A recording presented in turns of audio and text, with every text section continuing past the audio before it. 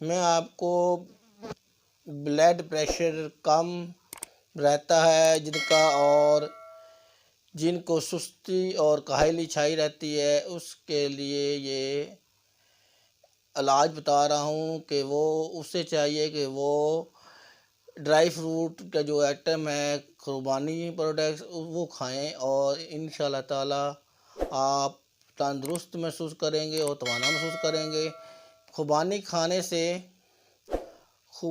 खाने से आपको सुस्ती दूर होगी, चुस्ती आएगी। ये खून में जोश दिलाता है और कुर्बानी खाने से आप बवासीर के लिए भी मुफीद है। आबादी बवासीर जिनको है वो उसके कुर्बानी खाने के लिए भी मुफीद है उसके।